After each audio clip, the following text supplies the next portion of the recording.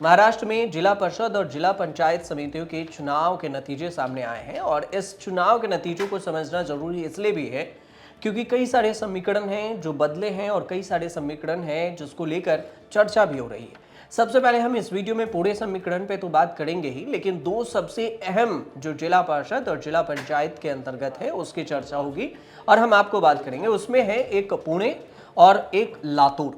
पुणे और लातूर के साथ साथ हम बाकी जो परिणाम आए हैं उस पर भी आपको जानकारी देने वाले हैं। लेकिन सबसे बड़ी बात यह है कि ये जो जिला पार्षद और जिला पंचायत के परिणाम हैं ये अजीत पवार के निधन के बाद सामने आए हैं और अजीत पवार के बाद कई सारे समीकरण जो एनसीपी के लिए बदला है और यही चीज देखें तो शिंदे के लिए कितना फायदेमंद है, कांग्रेस के लिए कितना फायदेमंद है और बीजेपी को 2017 के बाद जो एक बम्पर फायदा मिला है उसको भी जानना जरूरी है।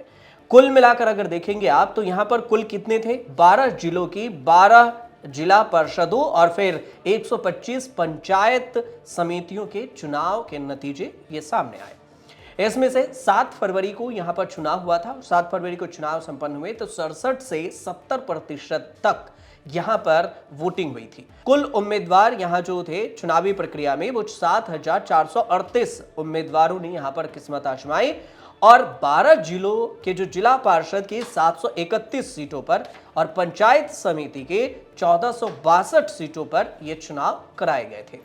अब इन सारे सीटों को मिलाकर देख लीजिए तो परिणाम में आपको पता चलेगा कि क्या कुछ सामने आने वाला है। इसमें लातूर की अगर बात करें तो पहले लातूर की बात कर लेते हैं। लातूर को कांग्रेस का गढ़ माना जाता है और लातूर में कांग्रेस जितनी मजबूत है उतनी ही मजबूत मानी जा रही थी पुणे में एनसीपी में देखें तो दोनों गुट, जैसे अजीत पवार के गुट और शरद पवार के गुट। लेकिन जो परिणाम आए हैं वो कुछ आपको उलट दिखेगा। लातूर में कांग्रेस की बम्पर जीत जरूर हुई है लेकिन पुणे में महायुति का दबदबा है, लेकिन शरद पवार या अजीत पवार का दबदबा उतना पुणे में नहीं दिखा है।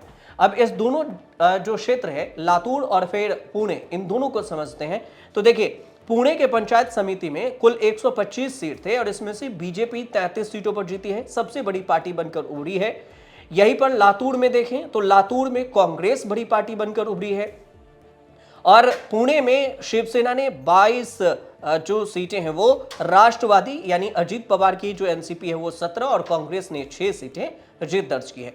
लातूर की 59 सीटों में से कांग्रेस ने 7 सीटों पर कब्जा किया है और इसमें बीजेपी और अजीत पवार की जो राष्ट्रवादी पार्टी है वो एक एक सीट से ही इसे संतोष करना पड़ा। सिंधुदुर्ग की बात करें तो सिंधुदुर्ग में बीजेपी 21 सीटों के साथ एक बड़ी पार्टी बनकर उभरी है और इसके अलावा शिवसेना 8 सीटें यहां पर जीती है। रत्नागिरी में यहां पर शिवसेना 27 सीटों में सबसे आगे भी बताई जा रही है, तो इसके परिणाम मान के चलिए कि 25 से 26 तक आ सकती है यहां शिवसेना के रत्नागिरी में। अब पुणे के पंचायत समितियों के नतीजों पर अगर गौर करेंगे तो महायुति का पलड़ा भारी जरूर दिख रहा है। महायुति ओवरऑल 2017 के बाद एक रिकॉर्ड जो जीत दर्ज यहां पर की है। इसमें आंबेगांव है, मावल है, पुरंदर है, बारामती जैसे महत्वपूर्ण सीटों पर अजीत पवार ने अपना, जो अजीत पवार की पार्टी एनसीपी है उसने अपना परचम लहराया है। मतलब इन सारी चीजों पर अजीत पवार की पार्टी एनसीपी का अच्छा खासा वर्चस्व दिखा। कोल्हापुर में देखें तो बीजेपी के एमएलए राहुल अवाडे की बेटी हैं सनिका अवाडे, ये जीती हैं। धारावी में 12 सीटों के साथ आगे है शिवसेना, बीजेपी 10 पर दूसरे नंबर पर है। यूबीटी की बात करें जो ये जो उद्धव ठाकरे के गुट है यहाँ सिर्फ 5 सीट एनसीपी और कांग्रेस दोनों 4-4 सीटें यहाँ पर जीती।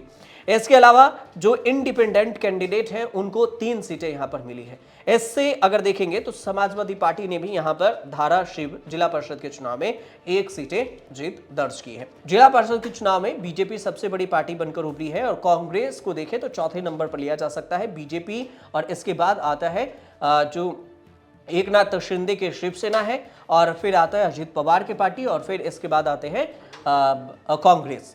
तो इस हिसाब से अगर देखेंगे तो राज्य में 67 से 70% चुनाव हुए थे, वोटिंग हुई थी और ये पूरे समीकरण रहे।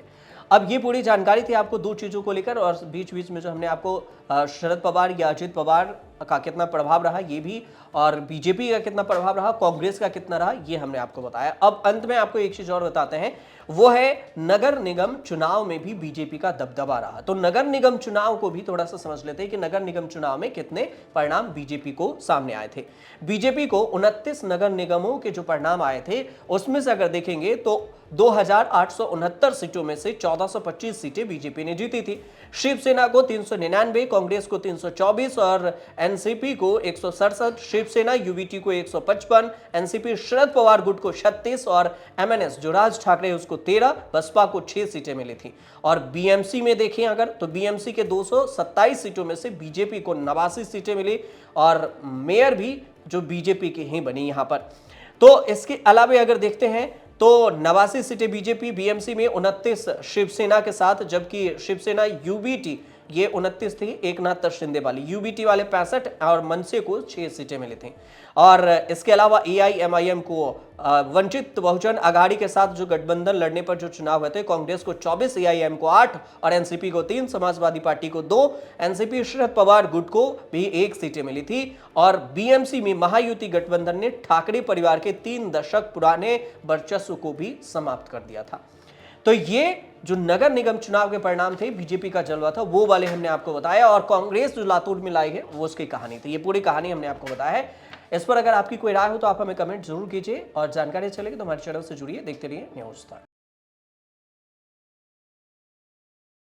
सर दूसरा सवाल, हम आगे बढ़ने से पहले एक चीज़ हम जानना चाहेंगे जो ब्रेन से रिलेटेड है। पहले ब्रेन पे ख़त्म कर लें फिर आगे की। तो इसमें एक आता है माइग्रेन और एक होता है मिर्गी, जिसको कहते हैं हिंदी में। तो इन दोनों में क्या है, और जो तीसरा टर्म घुस जाता है इसमें वो होता है सिर दर्द। तो ये माइग्रेन को कैसे समझे, माइग्रेन है, सिर दर्द है, या फिर ये मिर्गी का दौरा पड़ रहा है, कैसे पता किया जाए? देखिए, मिर्गी के दौरे के लिए जो इम्पोर्टेंट फैक्टर है वो है बेहोशी। यदि इंसान बेहोश हो रहा है तो 99% या तो वो मिर्गी का दौरा है या उसके हार्ट से रिलेटेड कुछ इशू है। ठीक है, कॉमन लोगों के लिए ये बातें बेहोश होना एक सीरियस प्रॉब्लम है।